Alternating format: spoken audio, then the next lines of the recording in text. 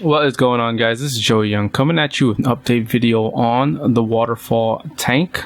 Today, it's been probably 2 months since you guys seen this tank. I have not done any maintenance to this tank on purpose so that I can show you guys, what I'm doing with the tank. I also have a side project here that I'm working on. It's not really a side project, it's just really a container of my other Wabi Kusa in here that I'm going to show you guys in a little bit. So first, we're going to pan to the shrimps so you guys can see the shrimp before I start disturbing any of these. Alright, so here are the shrimp. They're doing really well. I have a variety of shrimp, as I mentioned before. It's a pretty basic setup. I just have, some plants, a little moss ball, a almond leaf, and a driftwood, and some moss in the back here with some just basic small, very small light sand as substrate. In terms of the shrimp, the blue diamonds in here have been doing really well. They've been multiplying, breeding like crazy. They're the ones in blue, kind of a little bit dark, almost black. The second best one would be the Bloody Mary. Those are the red ones. I think I have like one cherry shrimp in here as well. And then the other ones, the blue balls are doing really good too, but I don't think I have any females in the tank. So they're not really breeding. They're just kind of, staying alive kind of thing.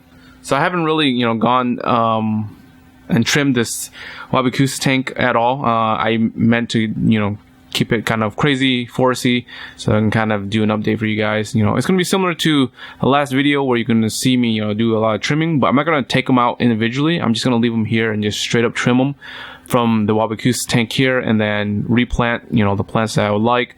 But there's a lot of plants in here that, needs heavily trimmed, and there's a lot of dead moss, so I'm going to kind of remove those as well and see if the other moss will come back alive or any other plants in the bottom will take over.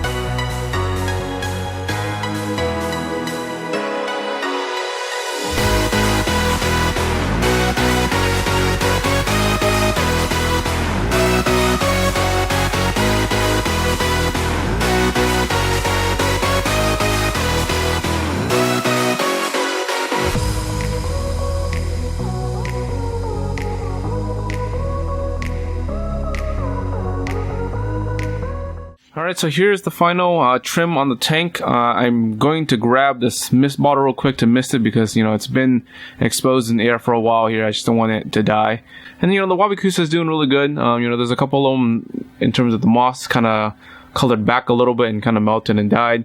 The other plants up top are kind of blocking the sunlight for those moss, so they kind of tend to either die or dry out when I do miss or when I do cover these guys up. I'm not too worried because I can always swap it, add more moss. But everything's looking really good. If you guys haven't seen or haven't heard of Wabikusas, definitely make sure you guys check out my website to buy your own pre-made Wabikusa balls and try it out yourself, because it's definitely unique, different, and something that every hobbyist should try out at one point. All right, so the mini little side plant holder thing. Right now I'm just missing it, but basically it's a real simple setup. It is Taiwan moss. I always use Taiwan moss because I have abundance of that. I also really like the look of the Taiwan moss. It looks like almost like little Christmas trees or little branches that kind of stick out when they're grown immersed. It's really nice. And I have a single aerial plant on top. Nothing crazy, but it's just so that the ball kind of would stick out and be a little bit different. This is kind of similar to what I did with my beta tank. I basically did a single plant. It was a crypt on there, and it's so easy to grow and keep a Wabikusa. You don't need a tank. I'm just trying to show you guys, you can just need any sort of container that holds water. And really, every week all I do is fill up this container with water and just make sure it's full, and I just mist it basically daily. And it does great. It does fine. I don't have any livestock in here, and it's still doing its thing. It's really nice. All right, guys, so I hope you guys enjoyed the update for this month. These are the two side projects, and I apologize for the shimmering here. It's this LED. It's kind of a off-brand cheapo LED, and it kind of does this when you record it. When you see it in person, you don't see it, but it must be like in a different frequency or something like that. But anyways, off topic, make sure you guys subscribe if you haven't subscribed. Leave a comment below, and until next time, guys, peace. Are you looking to take on the next challenge in the planet tank hobby? Then make sure to check out the purely aquatic Wabikusa Eco Ball. It's simple, unique, and easy to care for. This is the next level in the planet tank hobby, blending immerse and submerge plants together. Stop by the store at purelyaquatic.com to buy your own Eco Ball and rare plants.